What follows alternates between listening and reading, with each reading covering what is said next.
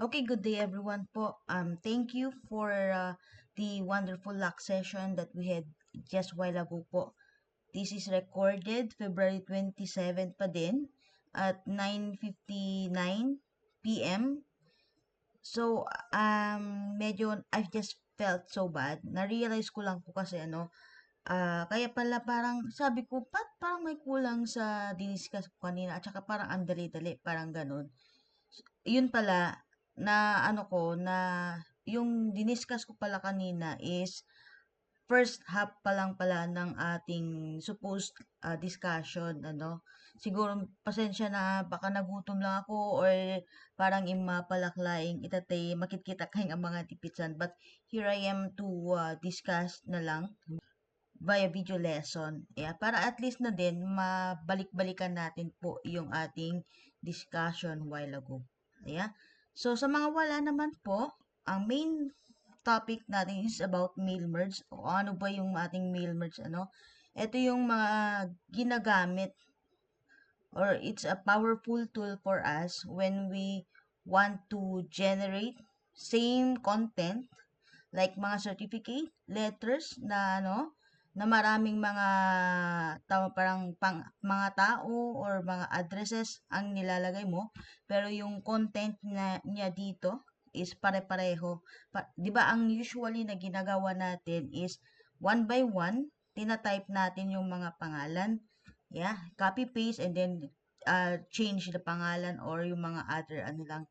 So dito, via using the data source natin, by this, mga spreadsheet software natin like yung Excel or Google Sheets natin, ini-incorporate niya sa mga other softwares like ni Word, may mga canvas din tayo, Canva, kada ano, basta ag-generate so na itipang maramihang mga certificate or mga letters no kwa. So, dati po, yung ating unang part ng ano kanina for the wala kanina. So, meron kaming worksheets na tatlo dito sa baba. Meron tayong arranging name, meron tayong split name, at saka si concatenate. Okay? So, sa mga advisors, siguro tayong nagkakaunawan dito. Sometimes, di ba, yung mga binibigay ni na Ma'am Jane, Juana Jane, or ni Ma'am Cleo sa atin, kastoy no kwati lang na. Yeah, may last name siya, may first name, at saka si yung kanyang middle name. At tapos merong female, age, section, grade, etc. etc. Kaya maraming mga informations ang nilalagay pa. But this, for our activity, we will just be simply creating a simple certificate na lang muna, no? So, kunyari, meron na tayong pangalan dito. And then, meron din tayong mga gender. And then, iba-ibang randomly yung kanyang age, section, and then mga grades nila. Okay? Mamaya na yung award natin. So, like for example, gusto natin itong pangalan, since they are last name, gusto natin silang isort by, tawag nito, alphabetically. Pwede mong i-highlight yung kanyang column. And then, dito sa taas niya, make sure naka-home tab tayo. Dito sa taas, makikita natin sa editing and then yung sort and filter. Kung gusto mong from A to Z, ito yung i-click natin. Yan. Or pwede na natin tanggalin itong mga dito niya para yung ano lang yung isosort niya. Delete. And then highlight natin yan. Sort A to Z. And then tatanungin ka. Ito siya. So, kung sabi niya, expand the selection, meaning, yung pagkakasort niya, like for example, si Abiba, surutan na no kwa digijay informations doon din sa mga ano niya, dito sa tabi niya. Like for example, eto, try natin, i-expand. So, ni Abiba, haan nga ano dito eh. Pero, kunyari, hindi natin i-expand. Like, for example, si Bunaw, mamaya. Diba ni Bunaw, female, so na 18, campus, and then 80. Try natin yung hindi naka-expand. Continue with the current selection ko na aya. Tilang na ko alphabetically arranged is the tilang sinelect tayo kanina. Okay, yung pangalan lang.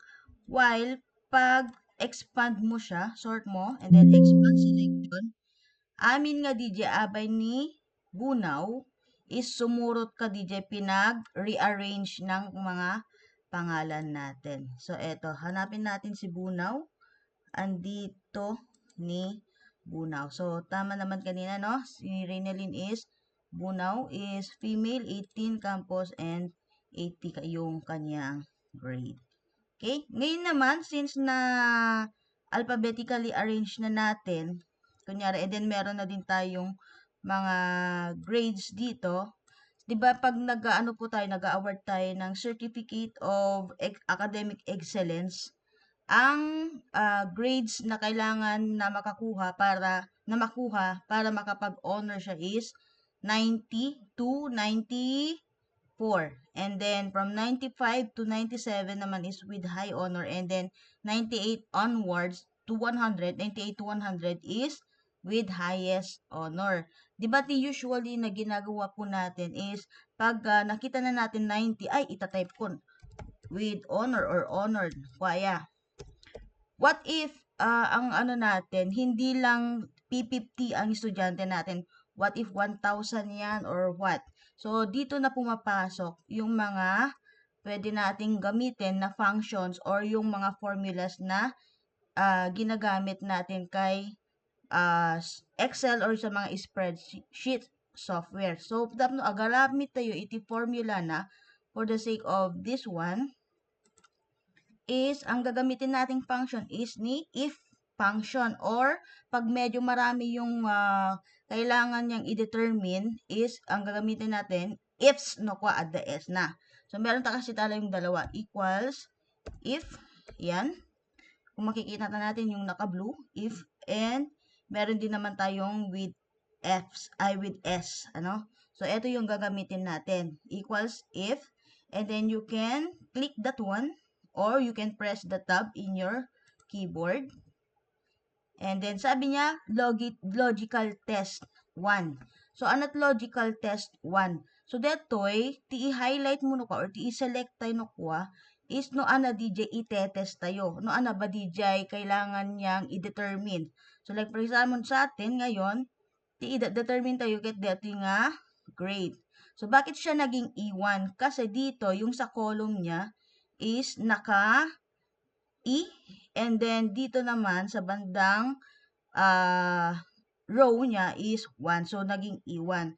And then, kunyari, sabi niya dito, if ang E1, yung cell E1 natin ay mas malaki, yung greater na sign, yan, kaysa kay, i-ano na natin lahat, ano? At saka dito po, ang kailangan niya is babanokwa. Haan nga DJ with honor, with high, and then with highest. Dapat dito, mauuna yung pinakamalaking value muna. So, like for example, eto, if E1 is greater than 97. Bakit siya 97? Kasi ano ba yung tawag nito? Ano yung mas mababang value kaysa sa 98? 'Di ba 97? So, dito ti ikasta na. So, greater than 97, and then, comma, and then if true, or yung ano niya, if true, anat agparang, kunana. So, tapno ikasta ti agparang, kailangan natin ng quotation mark, and then ilalagay na natin dito ay with honor. Yan. Hanapay, kasi 'di ba ifs marami dapat yung argument niya. What if E1 is greater than naman, ano yung with high ulit natin, 'di ba? From 95 to 97. Yeah, so dapat mag-umpisa tayo ng ano yung greater than 95 ay 94, 'di ba? 95. So 94 ti pangianan tay tata. If E1 is greater than 94, comma, ti dapat agparang if true ti value na is with high honor. And then quotation mark, and then comma ulit. Balikan ulit natin, dati pilat itetest tayo, E1 ulit. And then greater than 89. naman siya ngayon para sa with 90 and up. Ang value niya ay with honor lang no kwan. May mga S pala yan. Pwede din naman nating i-edit. Ayan. Mamaya. Ayan. With honors. And then, pwede mo na yang i-ganyan. And then, pwede mo siyang click dito. And then, adag parang natikas lang green na. Ilagay mo yung cursor doon sa lower corner ng ating box. No kwa? I-double click mo lang yan. Okay? Apedag parang nga NA dapat kung maakit blanco tapno na pinpintas tila nga na. So kung gusto niyo mo ng ganon po, ikan tayo pa'y kurang nga ka detoy. So ang ilagay natin naman, if ang iwan din natin ay mas mababa. O paano ang mas mababa no kwan? So detoy tay ano tay lesser than, di ba? Ano yung mas mababa kay ano 90 no kwa, di ba? Ti ikas na tayo tapno ag 89 and below awan ti honor na. So, yan. Then comma at ilagay mo since blank quotation mark and then space and then ganyan lang no kwa iti ikabil tayo. Yan. And then balik lang natin. Ito po tayo langan na nokwan. Para hindi na tayo mahirapan. Once nga maikabesa tayo dagito nga pinag formulan, yeah. Alis to tayo tulang agaramit dagitay ano tayon. Ngayon, na-determine tayo no sino dagitay naka with honors sen. So paano natin nga tilang makita tayo dapat ket dagitay ada with honor na. So doon pumapasok naman, 'di ba nag-sort tayo kanina from A to Z. Ngayon, we will see the function filter. Ano yung filter? Let me see. Ito. So, tapno makapag-ano tayo filter, i-highlight mo lang DJ kailangan mong i-filter. And then, click mo yung filter niya. So, kung makikita natin sa taas ng G, ito yung i-focusan tayo.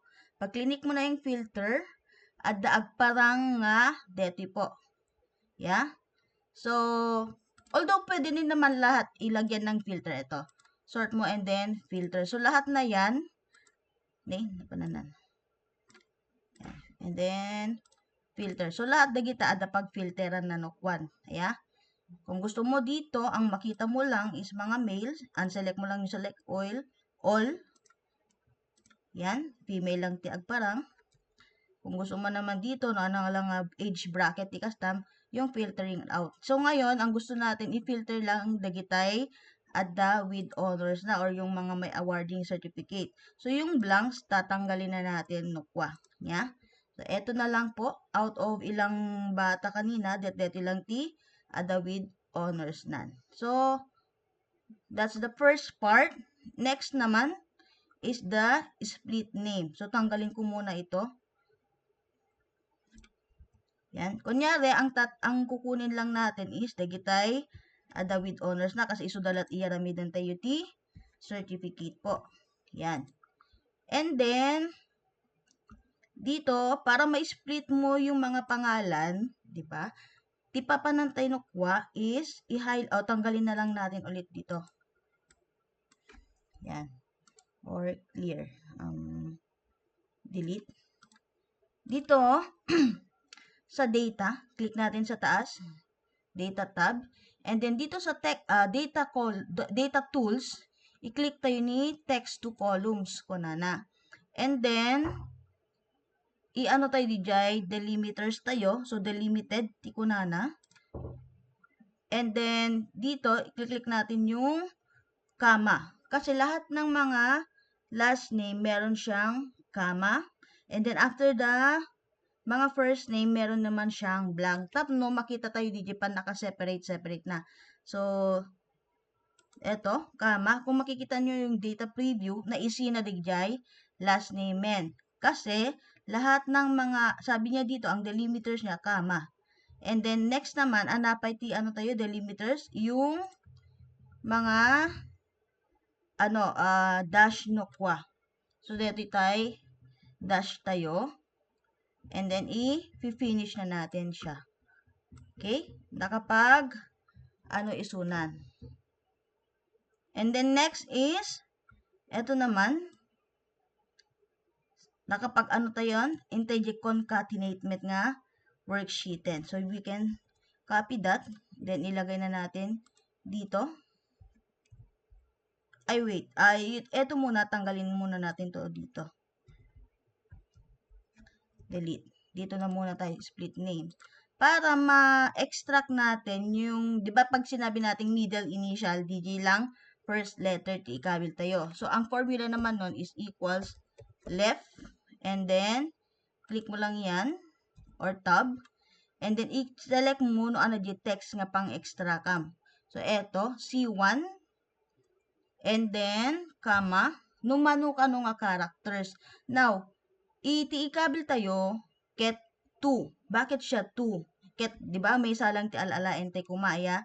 Yung, may space kasi po dito, medyo hindi lang siya halata, pero kung makikita natin, mayroon siyang space before the middle initial kasi.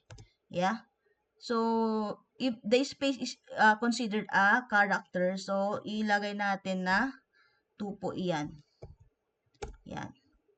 Para na-extract na natin yung kung kunyari, gusto mo naman hindi 2 o kunyari dalawang letters, ikabil mo met 3. Kung wala sanang space iyan, like for example, eto, tanggalin natin yung space, mabalin ko nga ti ikabil tayo dito ket 1.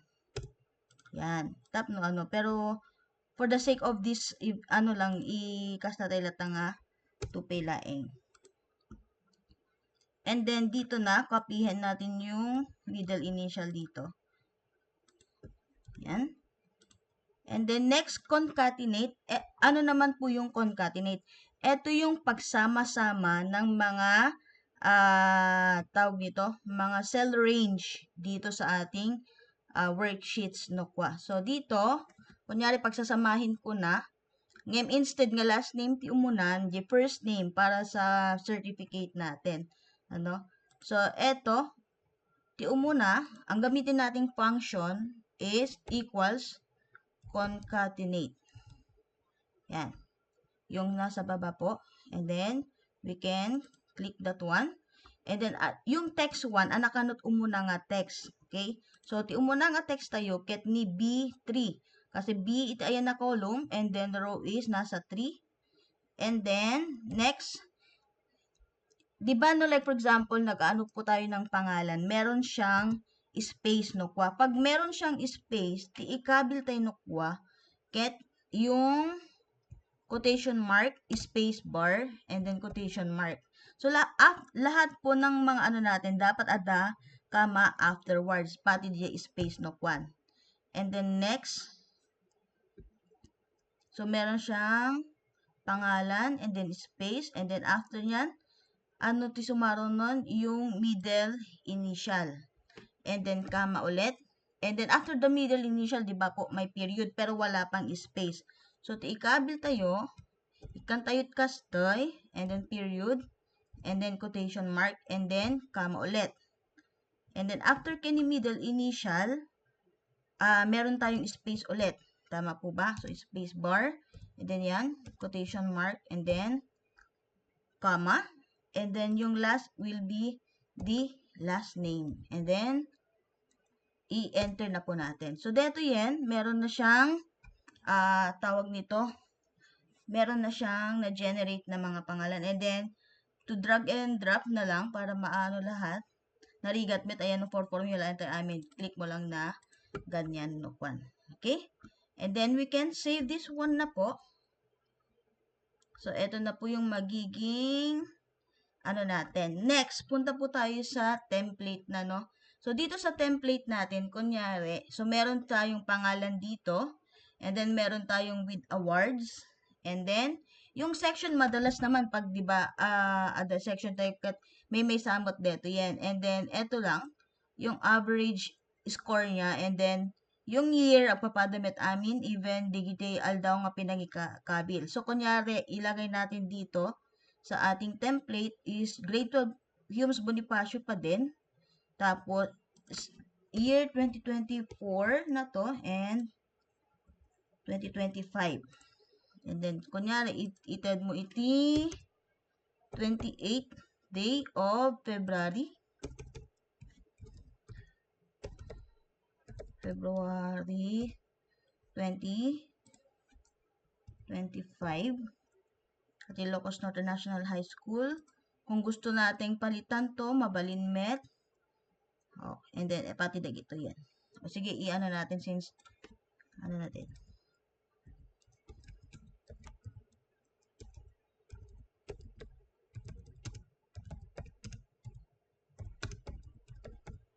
Yan. Save. So, di kailangan tayo karot ket dinagan di award. So, meron na dito. Agaramid tayo man iti mail merge data. Ang ilagay natin dito is mail merge. Yan na lang, mail merge na lang. And then, kunin natin yung pangalan. So, pag kinukuha na po natin, di ba kung makikita niyo dito sa ano niya, sa cell, pangalan yung nakalagay. Pero pag dito sa formula bar, DTT, makikita tayo, concatenate B3, blah, blah, kung kuna na. So, kunyari, ika-copy natin yan, tapos i-paste mo may isa nga, ganito, ti ikabilan lokal reference. Bakit siya reference? Kasi tinakopy tayo nukuha ngamin ket tayo formula instead of the values nga nakasurat ijay. So, instead, ti pamayan tayo ket right-click natin po and then values ti ikabil tayo. And then detoy ti ikabil tayo ket name of student. Okay? Next naman is the award. So, ilagay natin dito, award. So, nangipan natin yung award na tayo. Nandito po, ano? So, eto sila. Copy. And then, ganon din po. Right-click and then, eto. And then, next is, ano pa ba yung nasa template? Yung grade nila. So, DJ matlaing tikabil tayo. Yung grade, kukunin dito sa arranging name. And then, yan.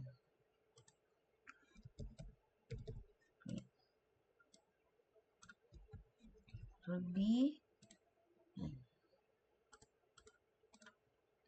And then, we can save it again.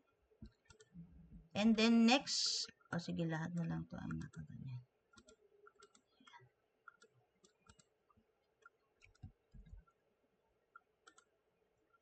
And then, we can start merging the two files, no? So, ang gagamitin natin dito po sa ating certificate, tipangipan natin dito yung mailings, ano? And then, after that, hintay ka ni start mail merge. And then, instead nga dagitoy, yung step by step na lang ang gawin natin or gamitin natin. And then, starting a document. And then, agsapol isuna iti recipient. Pagadawan tayo, digitay datas nga maikabil ito'y template tayo. No? So, ito, click natin yung select recipients. And then, use existing list. Nukwan. Yeah? And then, i-browse tayo. Sa pulen tayo lang, no siya na DJ. Dito yung file tayo. No, ayan na. So, sa atin,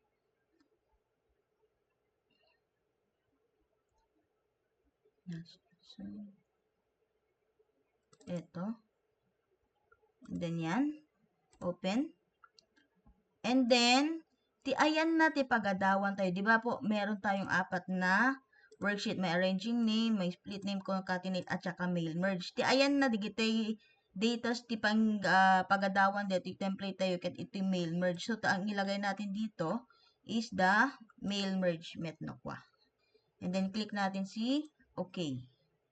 And then, makita yun ko dito yan, ada dagijay, name of student, the award, and the grades. Nokwa. And then, click natin si OK. And then, next, ang ilagay natin dito, pwede na tayong maglagay ng mga field or yung data. So, click tayo nukwa. is this one, insert merge field kunana. And then ang ilalagay natin dito is the name of the student. And then insert natin. And then ito din, close. And then highlight ulit natin ito. Adakad-width na rin ito eh. Yan. So, lagay natin lahat. Insert merge field and then award met. Yung mga pangalan pala na award kada grade po nga datoy, dahiti no ko adatoy nga to na met no ko. Yeah. And then lastly will be the grade. Dahil sumilati agsasabali damit din no kaya po. Yan then the grade. And then copy ano na. And then, para makita natin, apikas lang nga nahaan nga dinagan kumakunan. Ayan. So, tipang kita antay no kwa po, deto'y ABC or yung preview result na no kwan. So, yan. Yan, makita tayo no kwan. Although sometimes po, timesa nga ano na no kwan, dagiti dadakkel tinagan na, adadagijay, like for example, yung font, kunyari natin, ano, punta tayo sa mailings. Kunyari sa 1. Diba, ito'y. Intay, kunyari, tingkabil, tinga, ano nakit ka po, tabasit met, dito abiba. Siguro, okay lang dito, iko natay kuma.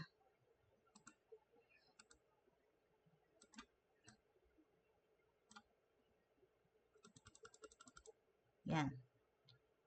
Or, this one. Yan. And then, take any mailings. Kay Justin Abiba, okay pa. Imanay. Pero yung mga malalaki na, hindi na pwede. Yeah? So, kitain tayo mutlaeng, kaya natin preview para makita natin ulit yung kasaktuhan na met lang. So, ito, 34 lang. Yan. And then, pag okay na lahat, kunyari okay na yan, yeah, kung makikita natin, iba-iba na yung ano niya, with honors, ito, si Alvarado, iba din yung kanyang grade. Sino pa? Si Aristotle with high siya, etc. etc. Pag okay na lahat yan, i-finish mo lang and merge mo.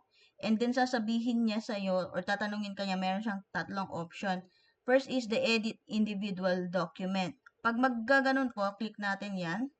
And then tatanungin ka kung lahat ba or yung isa lang, dito lang current. When no, may certain page lang. Kunyari, for the sake of this activity, lahat na lang ang ilalagay mo. Agaramid isuna iti new file and then makitam amin no ko DJ na generated. Okay? Pag kunyari may mga malalaki masyado, pwede natin siyang tawag nito, pwede natin siyang i-edit individually. Pero at least, basbasit nga, pang-edita mo, no kwa. Or, pwede din naman, nga, finish, merge mo naman, print document kunanan, i-print na diretso ijay, printer tayo no kwa. So, like, yun okay, and then, agsapol sunat printer, and then, mabalin mo printen. And aside from that, mabalin mit nga, ag-send isunat ti email. Ayan. And then, ikabil mo dito iti, ano na, no sino-sino lagi jay, pangisendan na nokwa. Okay? Pero hindi na natin masyadong ginagamit yan. And then, after that, you can save na yung mga na-generate na nating certificate nokwan. So, that ends of the discussion po for our mail merge po ano. Hopefully, no adadagitay damagin nyo po kada kastay, just approach mo po and I can help you with your files metgetdi. And then that's all for today. Thank you and God bless.